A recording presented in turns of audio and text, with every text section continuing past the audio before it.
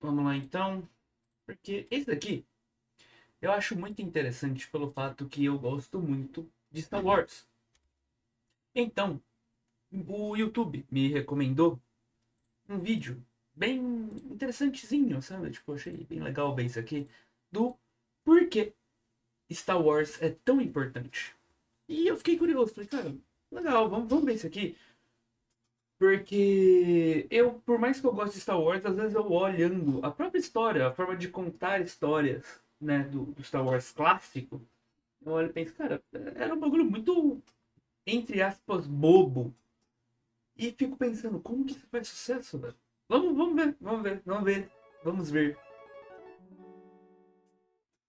Há muito tempo atrás, em uma galáxia muito, muito distante, um prodígio mago da tecnologia olhava para o céu e se perguntava como ele poderia contar a maior história do século XX. E assim nasceu Star Wars, a Guerra nas Estrelas. Parece impossível que em pleno século XXI alguém não conheça Star Wars. É claro que a gente ainda pode encontrar quem nunca viu nenhum filme ou série da franquia. Né, Hyper? Tô falando de tu aí, velho. Mas mesmo essas pessoas sabem o que é Star Wars. Star Wars, ou Guerra nas Estrelas, é a franquia de filmes mais importante da cultura pop e um marco naquilo que seria Qual deles? conhecido Qual como rap? cultura nerd. Seu primeiro filme, Uma Nova Esperança, lá em Um dia eu 1990. assisto. Cara, um dia, quando tiver mais pessoal pra ver lá live e tal, dá pra gente maratonar. Assistir aí em live. Ia ser maneiro. Foi traduzido para mais de 50 línguas na época. E, gente, olha esses números Darth aqui. Um Vader. filme da década de 70 que custou 11 milhões de dólares, que seriam equivalentes a 57 milhões hoje, teria arrecadado 775 milhões de dólares naquela época, o que iria equivaler hoje a mais de 4 bilhões. Vocês têm O Ishida fez um rap do Darth Vader? Sabia não. noção do Cara, é muito isso, louco gente? isso, velho. Presta atenção, o filme se pagou em mais de 70 vezes. 70 vezes! Mas aí Não é que tá, pouca né? coisa não, Como foi cara. possível que uma novelinha espacial ter conseguido se tornar não apenas um clássico do cinema, mas talvez o maior clássico do cinema, mesmo tendo uma história tão genérica e batida? E aqui você pode achar até que eu tô louco, né? De chamar Star Wars, a maior franquia do cinema do século XX, como uma história genérica e batida. Pô, Star Wars é o puro suco da jornada do herói. O próprio George Lucas já falou isso, se eu não me engano. Mas não fique O foda, o bagulho não é ser a jornada do herói. É aquele bagulho, clichês não são clichês da toa. A questão é como você usa esse clichê. Se você só usar o clichê de qualquer forma, não funciona, não adianta. A questão é como você usa o clichê. bravo. É pra mim, então. Mas primeiro que a gente vai falar aqui apenas da trilogia original. E sim, Ok. a história contada por George Lucas tem um enredo mais genérico e rodado possível de se imaginar quando se trata de gênero de fantasia e aventura. E eu vou te provar. Star Wars é um jovem órfão comum destinado a Ah, o Hyper, o áudio tá maneiro, porque o vídeo, acho que do Yu-Gi-Oh! Na hora que eu tava editando ele hoje pra postar, acho que sai amanhã. É, eu acho que sai amanhã até. Amanhã ou sai 2 horas no sábado, porque amanhã. Ah, não, não. Hoje saiu o do Léo, aí vai sair amanhã o de Lollipop, né? Que saiu hoje o do Léo e o de Dragon Ball. Aí amanhã de manhã eu quero reagir ao trailer do Booster Review do Sparking Zero, vou postar ele as duas. Aí o de Lollipop Repop sai às 6. Isso. Continuando. O de Yu-Gi-Oh! O áudio ficou meio baixo, sabe? Então, depois você só confirma pra mim se o áudio tá maneiro, se o áudio não tá muito baixo, porque senão fica zoado lá na hora de editar. grandeza, Luke Skywalker, que é encontrado por um mentor ermitão, Obi-Wan Kenobi, que entrega uma espada mágica. Pode aumentar? Aumentada aqui. Deu uma aumentada. Vê se deu. Melhorou alguma coisa. Que tinha pertencido ao seu falecido pai, um grande cavaleiro, para que ele possa salvar É foda confiar em tu em relação ao áudio, às vezes, já que você ouve tudo no máximo. a princesa Leia Organa, que está E de presa na fone ainda. torre negra do mago maléfico, Darth Vader. Então você vê que Seus ouvidos são sensíveis. Sim, mas dá pra mexer nas configurações aqui. a Não precisa base necessariamente. eu aumentar o meu bagulho. Agora tá maneiro, entendeu? Dá pra me aumentar as configurações do Da OBS. história já nos foi contada milhares e milhares de vezes. O que faz a real diferença em Star Wars é a narrativa e não a história em si. Quer dizer, o modo como se conta a história é mais importante para o seu processo do que o que é contado. E olha só, gente, por mais que a gente se esqueça disso, Star Wars surgiu apenas como mais uma história. E no final das contas, continua sendo apenas isso, uma história. E vocês sabem como histórias são. Às vezes, o que importa é o que Ela é a primeira aconteceu, crush às de vezes, muitos. é como Pior que aconteceu, é, e hein? outras vezes é a própria maneira que a história está sendo contada. E em 1949, um professor universitário, estudioso de mitologia e história das religiões, Joseph Campbell, lançou um livro que iria marcar a maneira de se contar histórias, O Herói de Mil Faces. Em seu livro, Campbell descrevia o conceito do O primeiro incesto dos cinemas. Cara, é muito engraçado, né, cara? É muito engraçado esse bagulho. Porque tem muita gente que defende até hoje falando: pô, o Jorge Lucas, ele planejou a história inteira. Não, cara. Primeiro, ele mesmo já falou que não foi o caso. Segundo, tem um monte de coisa que mostra que ele não planejou, como o bagulho do beijo da Leia e do Luke.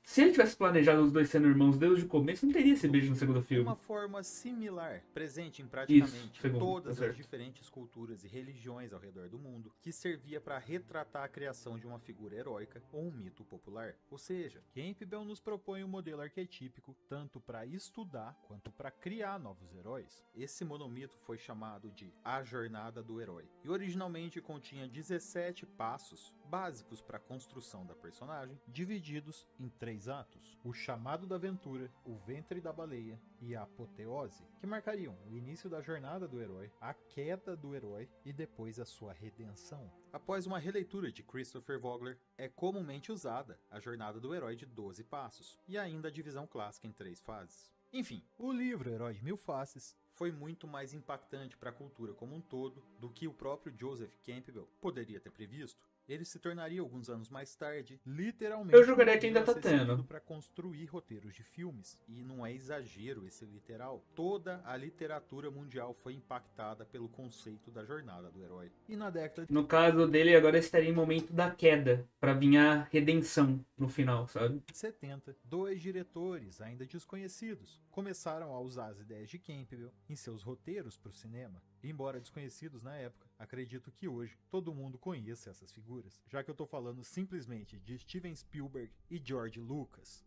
Spielberg, em seu filme de 1975, Jaws, mais conhecido aqui como Tubarão, nos conta a história de um homem comum que precisa sair do conforto de seu lar, meio que contra sua vontade, para poder solucionar um problema que está afetando a todos os moradores ali. Tubarão é sobre um cavaleiro que sai em uma jornada para matar o dragão e retorna como um herói daquele reino, e ele segue rigorosamente o modelo básico do monomito de Campbell. E apenas 2 anos mais tarde, um jovem amigo de Spielberg, George Lucas, resolve seguir a mesma ideia e criar uma jornada do herói, mas que se passaria no espaço. George Lucas pode não ter sido o primeiro a usar a jornada do herói no cinema, mas foi até aquele momento, e talvez até hoje, o que melhor a usou. Se por um lado Spielberg foi influenciado por Campbell, George Lucas foi de fato guiado pelo escritor, a quem ele chamaria mais tarde de, abre aspas, meu Yoda. E aqui começa a verdadeira grandeza de Star Wars, uma jornada arquetípica que parece contar sobre o herói, mas conta sobre você, sobre mim, sobre todos nós. Star Wars é uma Aí, cara, sobre escolhas e destino. Não é surpresa essa história se passar nas estrelas. Como eu já disse, Lucas não propõe apenas uma história de heroísmo em Star Wars, é uma jornada arquetípica, é uma construção. Meu favorito... Cara, provavelmente eu falo isso por ser muito influenciado porque eu nasci e cresci na época das prequels. Tanto que eu assisti os episódios 1, 2 e 3 primeiro na Cartoon Network, quando a Cartoon Network era boa, saudades. E depois, pela própria Cartoon Network, assisti os episódios 4, 5 e 6. E eu sempre gostei muito do Anakin, porque como a gente acompanha a história dele, é muito interessante ver essa queda dele pra virar o Darth Vader. E depois, né, no que veio antes, mas no que seria o futuro dele, ter a redenção. Eu gosto muito dessa jornada dele. A queda dele em si, do Darth Vader, começa no terceiro episódio, e ele tem a redenção no sexto. E eu acho isso muito legal. Eu curto muito mesmo isso. Tanto que eu assisti todos os episódios de Clone Wars, assisti a nova temporada. Sempre que tem Darth Vader em tal coisa, eu vou lá, assisto. No caso do Star Wars, o jogo lá, o primeiro, o Fallen Order. Joguei. Tudo isso por causa do Darth Vader, porque tem ele, porque tem o Anakin. E eu gosto muito desse personagem. Por mais que tenha alguns problemas em relação aos filmes dele, o episódio um e 2 são bem fraquinhos. E o ator barra direção. O ator ao mesmo tempo, a direção do George Lucas não ajudou muito. Mas ao mesmo tempo é muito legal, principalmente nas coreografias, né? A luta do Darth Maul contra o Qui-Gon Jinn e o Obi-Wan é incrível. A luta, então, do Anakin, no caso, já Darth Vader, contra o Obi-Wan e Mustafar, cara, porra, aquela luta é perfeita, vamos dizer assim, sabe? Vilões muitas vezes são muito melhores que os heróis. É porque o herói, ele normalmente ele vem pra representar muito o telespectador, então é fácil de você se afiliar ali e gostar dele. Só que o vilão, ele muitas vezes faz coisas, não em questão de maldade, mas ele faz e tem atitudes que você consegue compreender. No caso do Darth Vader é mais pela questão de ele é imponente, é legal e ele é muito consagrado. O Anakin, ele tem a questão de a gente entende o lado dele ao mesmo tempo que a gente olha, tipo, cara, algumas coisas que você faz não é tão legal, sabe? Mas vilões com camadas, os que são feitos pra ser mal, aí não dá. Olha, vilão que só é feito pra ser mal também não é ruim quando bem feito. Porra, tem muito vilão aí, o Powerful. Cara, o Darth Sidious, ele é um vilão que ele é mal por ser mal. Ele é ruim, ele é arrogante, ele quer poder, ele só é mal por ser mal. Só que ele é um puta vilão. Vamos esquecer as sequels. Esquece aquilo lá. Pega o clássico, o original de Star Wars, do George Lucas. Por mais que ele seja só um vilão por ser vilão, ele é um vilão muito interessante. Pela forma dele agir, manipular. Você vai vendo esse personagem agir, você acaba, tipo, se interessando. E ele é só um vilão pra ser um vilão. Ele é o vilão final, sabe? Tipo, Coringa e Darkseid não superam Super ou Batman. Cara, o pior que eu concordo. Muita gente fala que o Coringa é melhor que o Batman. Eu não consigo entender quem pensa isso. E a questão do Superman nem tem o que falar, o cara é a ideologia do ser humano perfeito, né? Tipo, é um ser alienígena que é o aspecto do ser humano perfeito, bondoso, que se sacrificaria a qualquer momento por qualquer pessoa, não importa quem seja. É uma idealização é uma idealização tão magnífica e, cara, o Superman é um dos melhores personagens, assim, de heróis já criados. Por mais que não seja o meu favorito, eu reconheço isso. Mitopoética. As estrelas sempre. E ao mesmo tempo é um personagem muito difícil de adaptar, né? Que a E gente até sabe aí hoje, que tem as muita coisa luzes do difícil céu até lhe hoje. geram fascínio. Escolher o espaço e as estrelas como palco para sua obra é o cenário perfeito para imersão e construção de mundo. Assim como Campbell dizia, o céu, o espaço e as estrelas teriam sido o palco principal para o teatro mitológico dos deuses. Lucas, então, escolheu esse mesmo palco, usado por milênios na nossa imaginação, como o ambiente ideal para contar sua fantasia. Nesse ambiente conhecemos Luke Skywalker, Lucas, aquele que caminha nas estrelas. Seria esse o primeiro self-insert da cultura pop? Sim, mas não deixa de ser uma referência à mitologia nórdica, a Loki, o deus da trapaça nórdico, Que também poderia caminhar nas estrelas, e era frequentemente chamado de Loki Skytreader ou Loki Skywalker. E isso Olha só que louco. Super é o símbolo dos heróis, por ter sido quem começou tudo de verdade. O pior é que é basicamente isso mesmo. É basicamente isso uma mesmo. mensagem subliminar cheia de conceitos Tanto que quando você pensa em um personagem super poderoso, que voa, tem alguns aspectos que você fala: ah, esse aqui é o Superman de tal lugar. Ah, o Sentinela é o Superman da Marvel. O Omni-Man é o Superman maligno de Invencível. Normalmente tal personagem é o Superman de tal lugar. E é por causa de quão marcante é o personagem. Principalmente pra gente aqui ocidental, né? teóricos malucos da conspiração é apenas um ambiente comum, um nome que nos lembra algo para que a gente fique mais confortável em um cenário desconhecido. Essas referências superficiais ajudam nossa imaginação a se basear em coisas do mundo real. Como você pode perceber, George Lucas abusou de referências a situações e figuras marcadas em nosso imaginário. Por exemplo, o cabelo de Leia, iniciando com um penteado de uma mulher da tribo Hopi, indígenas americanos, quando ela ainda precisava de ajuda ajuda para ser salva, quer dizer, marcando a sua inocência ali, e depois passou para uma estética mais tática, Um corte de cabelo típico das espiãs e revolucionárias do século XX. já mostrando seu papel como general do exército rebelde. A gente pode ver as cores e a Cara, isso é muito louco, né, mano? Como você consegue dizer muita coisa só com o visual. Isso é muito maneiro. Depois a gente vê uns vídeos focados no Super. Melhor focar no tema aqui mesmo. Sim, sim. Tipo, tipo, como sabre de luz são do caralho. Mano, o meu sonho é ter aquele sabre de luzes. Aqueles sabres de luzes que você pode usar pra batalhar. Você pode pegar outra pessoa pega um e vocês se saem na porrada batendo um sabre no outro. própria natureza, também passando ideias mais complexas. O lado bom da história, os Jedis, os rebeldes, São sempre retratados em cenários mais bucólicos e usando cores mais claras. e aquele que seria o lado mal, o Império e o Sith, sempre tem um excesso Tá falando em questão de Star Wars? Mano, agora que eu lembrei, é um vídeo que eu não tava planejando reagir, principalmente porque eu já assisti. Só que tem um vídeo do Ei Nerd que ele fala sobre. É muito melhor ser Sith, eu posso provar. Eu acho que é um bagulho mais ou menos assim. Tem muita coisa naquele vídeo que eu fiquei ouvindo e falei, mano, do que você tá falando, velho?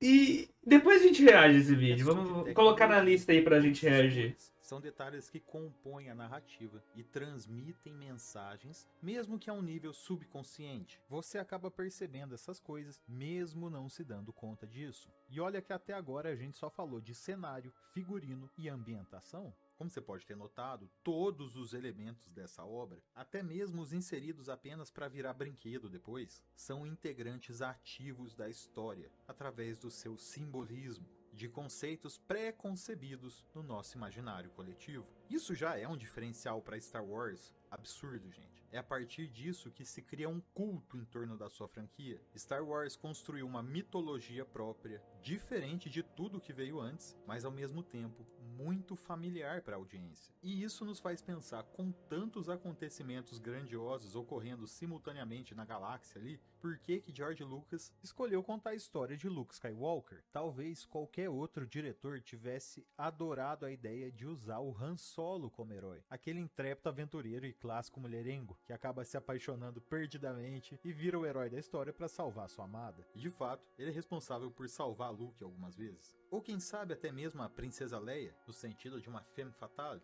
a grande general do exército rebelde, astuta, bela. E provavelmente muito mais importante para a guerra que o próprio Luke Skywalker. E é aqui que Star Wars realmente apresenta o seu diferencial. Luke Skywalker. É um herói que precisa parar de ser o herói. Como assim? Bom, então vamos lá.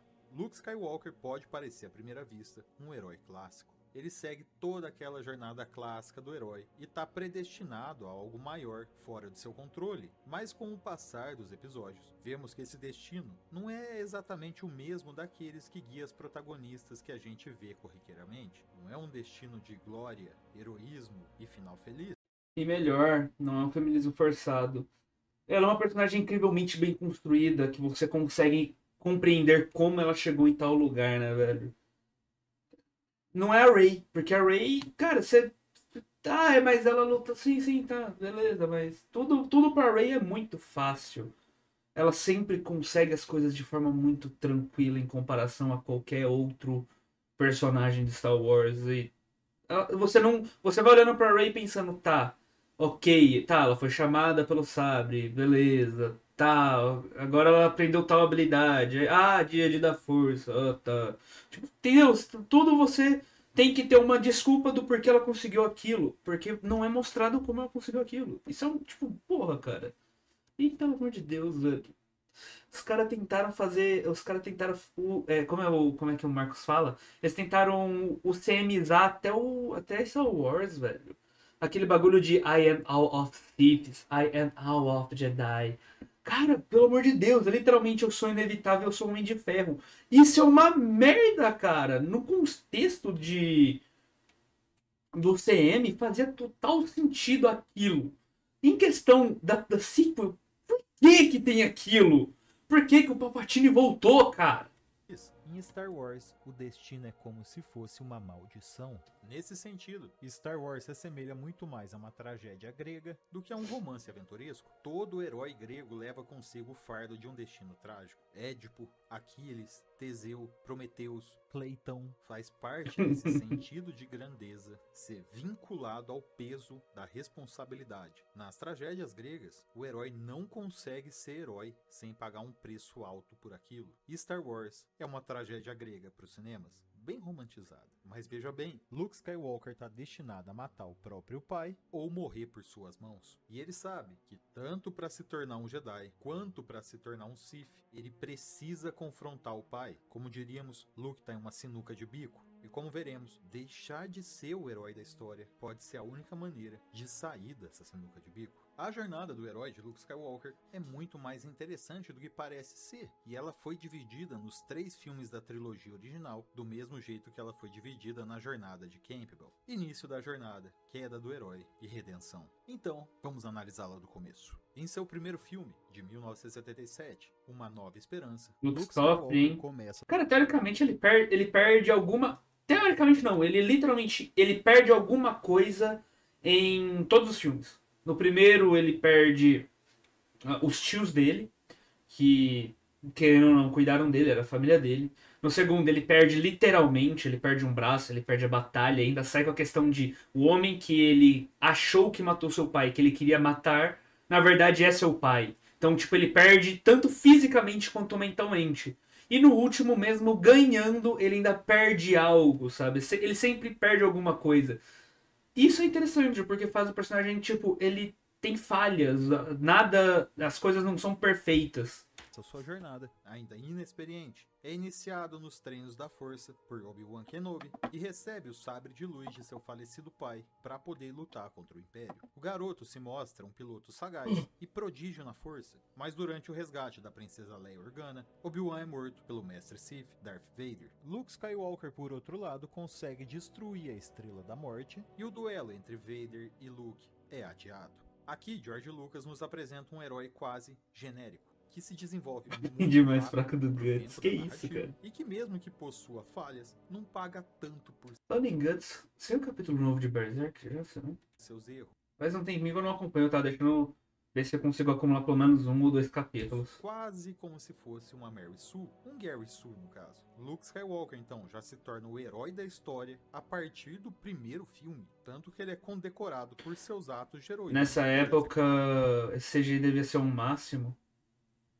Cara,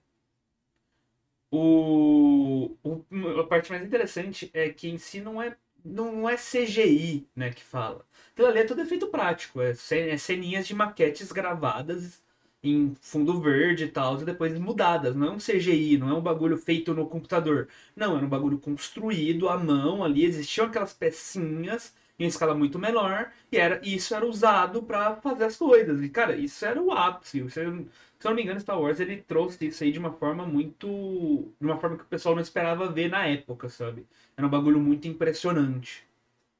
E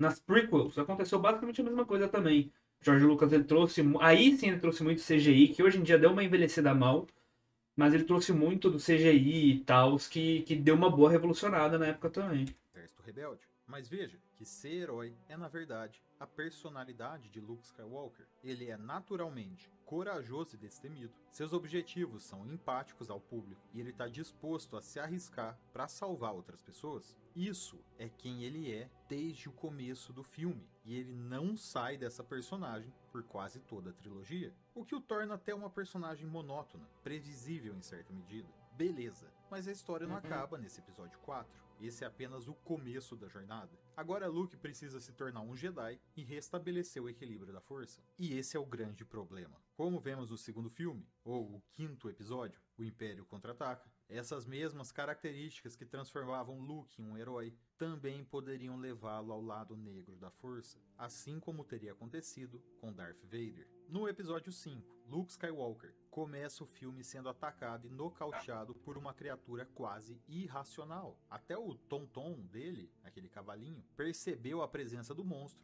e Luke não, iniciando o filme com o herói sendo emboscado e sequestrado, algo que já é diferente do esperado pelo público. Tanto que Han Solo teve que arriscar a vida dele para ir salvar Luke. E lembre-se, Han Solo é o mesmo homem que Luke havia considerado indigno no primeiro filme. E no decorrer do filme, por 2 vezes, Luke Skywalker acaba batendo sua nave, mesmo sendo um excelente piloto, durante a defesa contra o Império. E depois, quando vai procurar Yoda, Luke não parece ser o mesmo que era no primeiro filme, parece inseguro, abalado. Naquele momento, Luke não enfrentava apenas soldados do Império, mas sim os mestres Darth Vader e Darth Sidious diretamente. Tentar bancar o herói naquela situação poderia significar o seu fim. E encontrar Mestre Yoda para continuar o seu treinamento apenas serve para mostrar para o garoto o abismo que separava ele de um verdadeiro Mestre Jedi. Mesmo se esforçando, se fortalecendo, treinando e tentando controlar suas emoções, Luke fica abalado por uma visão do futuro em que seus amigos seriam levados reféns do Império. E é aí quando o heroísmo de Luke começa a se mostrar de fato uma fraqueza. Mestre Yoda intervém e aconselha que Luke não vá tentar salvar seus amigos, porque além dele estar sendo manipulado por suas emoções, também não estaria pronto para um confronto com o Mestre Sith,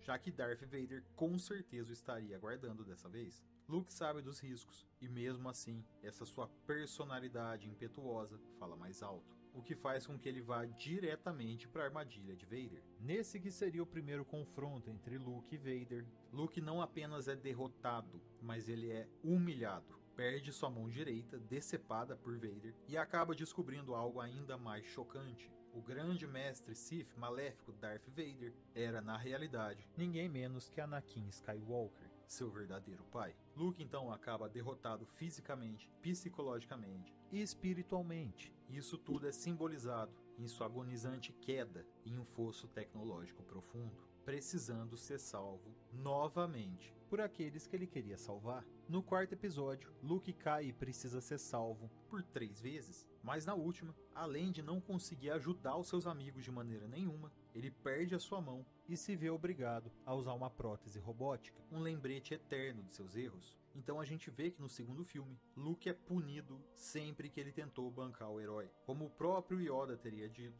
mesmo que os seus amigos estivessem em perigo, de nada valeria o sacrifício deles se Luke também se sacrificasse. E para controlar a força de maneira correta, ele precisaria controlar primeiro as suas emoções, ou iria acabar trilhando o mesmo caminho de seu pai, Darth Vader. Observem que Luke começa a jornada com o sabre de luz de Anakin Skywalker, e agora ele não tem mais o sabre de Anakin, mas sim a mão robótica de Darth Vader, um símbolo de que havia É muito.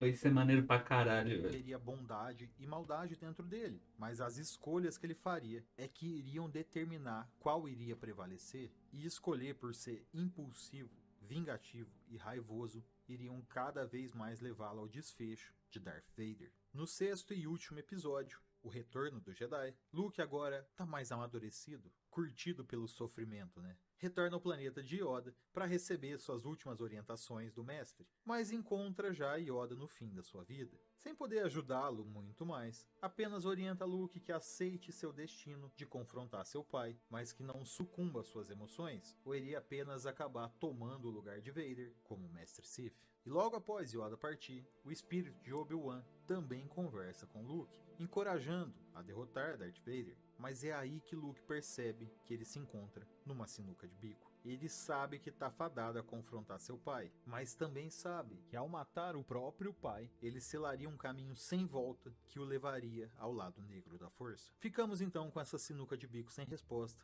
e da próxima vez que a gente vê Luke, ele já está todo vestido de preto, escondendo seus olhos e suas intenções, andando como um verdadeiro mestre Sith, parecendo que teria finalmente aceitado seu destino e se entregado de uma vez para o lado negro. Mas essa é apenas a virada de ponto para a personagem. Luke iniciou a sua jornada, decaiu e agora retornou transformado. Ele aprendeu que não precisava invadir os locais totalmente na loucura e sem preparo para tentar salvar seus amigos. Ele poderia se planejar um pouquinho e talvez traçar um plano no mínimo plausível. Aqui, tanto pro bem quanto pro mal, Luke nos mostra que ele não é mais inocente. Agora ele tá derrotando monstros gigantes, manipulando gangues de bandidos e finalmente conseguindo salvar seus amigos. Mas astúcia, paciência e manipulação são características que também estão presentes nos mestres Sith. Cada vez mais, Luke vai de encontro ao seu destino e Cada vez mais é incerto o seu desfecho, e quando finalmente ocorre o confronto entre pai e filho, não é apenas uma luta de sabres de luz, é praticamente um embate. Ai, tá me lembrando Luke começa o alguém. confronto com o Foda, diabo, cara. dizendo para Vader que ele ainda acredita que Anakin esteja vivo dentro dele, mas o Sith apenas nega e nos diz que já não há esperanças, assim como não haveria esperanças para o jovem Skywalker. Durante a batalha, Luke sempre procura se manter em um terreno elevado, como ensinado por seu mestre Obi-Wan Kenobi. Mas lembre-se, 90% dos meus personagens são assim. É é foda, a hein? representação do lado negro naquele momento, e não há escapatória. O destino de Luke o atrai, e ele sempre acaba no mesmo nível de seu inimigo, como se Luke tentasse se distanciar, sem conseguir, do mal que existe dentro dele. E com o intuito de deixá-lo com raiva, os Sith ameaçam ir atrás de Leia Organa quando derrotarem Luke. E aqui, de novo, aquele lado emotivo de Skywalker toma conta dele, e a fim de proteger seus amigos, ele parece finalmente abraçar esse lado negro, se entregando completamente à sua raiva,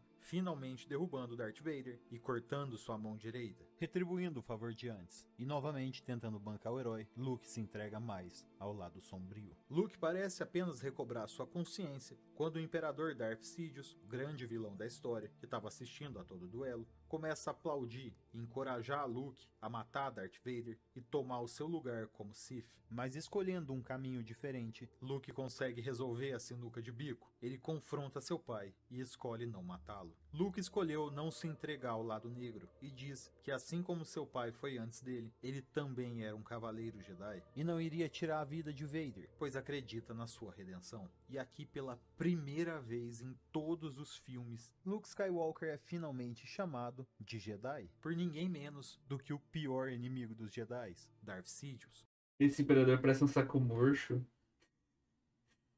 Sabe o que é interessante, Hyper? Isso é um bagulho meio que uma representação visual também. Não foi numa entrevista? Teria que ser numa entrevista.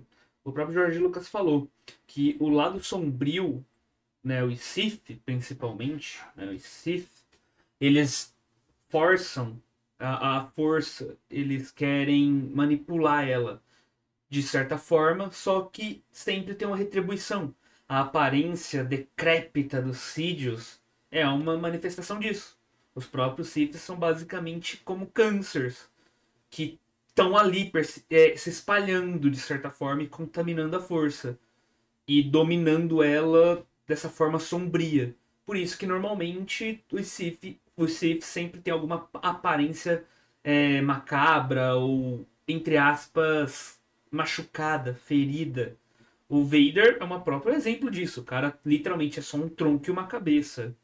Os outros membros dele inteiros são partes mecânicas, sabe?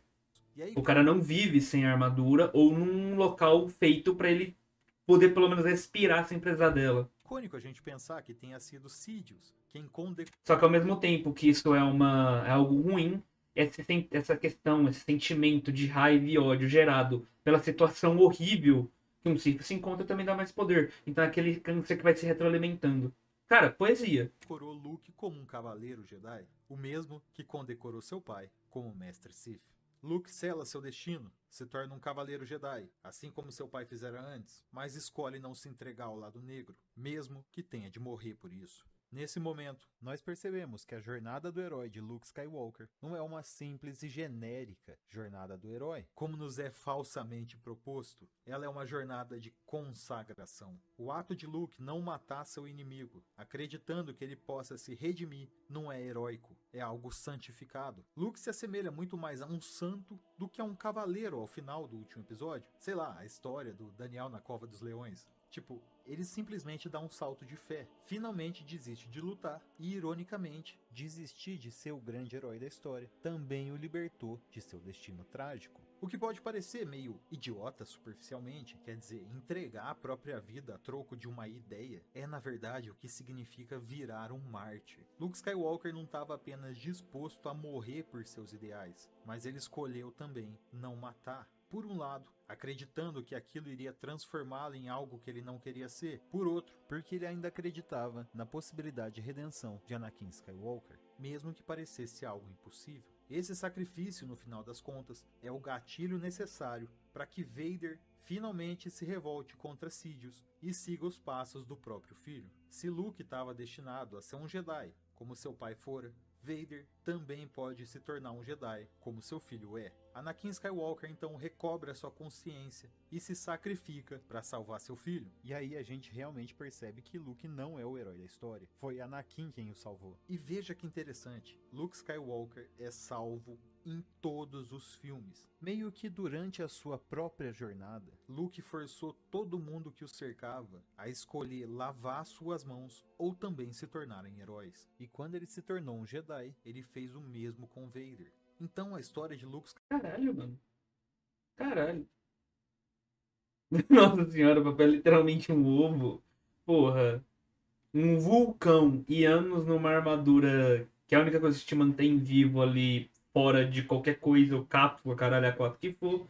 Realmente eu acho que não faz bem pra pele, nem nada, sabe? Skywalker é a romantização pro cinema de uma figura trágica, disposta a morrer por acreditar na redenção dos seus próprios algozes, e que nesse ato de sacrifício conseguiria redimir até os mais impuros dos vilões. É até irônico a gente pensar que Star Wars tenha virado a bíblia da cultura pop, quando a sua protagonista é a romantização espacial de Jesus Cristo, né? Ou pelo menos de algum santo cristão vivendo altas aventuras no espaço. Ao contrário do que muitos possam achar, Star Wars não é icônico e poderoso porque ele é uma guerra espacial que usa vários efeitos especiais e sabres de luz. Star Wars explora todo o arquétipo mito poético da civilização ocidental de uma maneira que ainda não foi retratada novamente nos cinemas. E olha, eu sei que houve uma mega exploração econômica na ambientação, cenários, figurinos, personagens, naves. Beleza. Isso é o show business.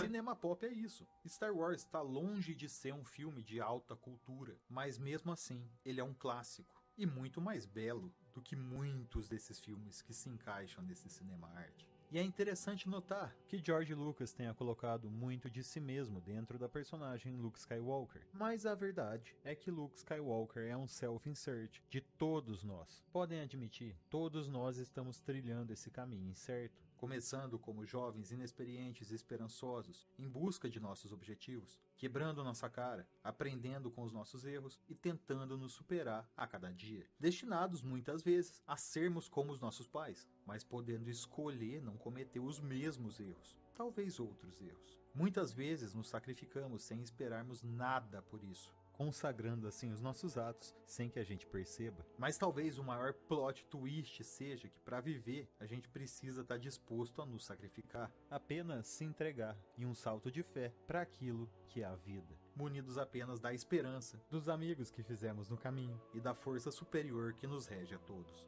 Star Wars é absoluto cinema, e por mais que seu universo esteja um pouco abalado hoje em dia, sua verdadeira influência jamais será apagada do imaginário coletivo como algo positivo para as futuras gerações. E é por isso, senhores, que Star Wars é muito mais grandioso do que uma guerrinha nas estrelas com sabre de luz. E é estranho pensar que quando a gente ouvia histórias contadas em volta de uma fogueira sobre os heróis que viviam nas estrelas, nós já valorizávamos as mesmas virtudes que George Lucas reafirmou com o seu próprio herói das estrelas moderno, que é muito bizarro, né? Dá a impressão que o ser humano nada e continua no mesmo lugar. Ó, eu trabalho lascado esse videozinho, hein? Eu tive que ler livro, alguns, pra fazer isso aqui, e procurar mais de 6 horas de vídeo pra editar. Se não for pedir muito a vossas senhorias, deixa um like, se inscreva no canal, comenta o que você achou, se você concorda. Caralho.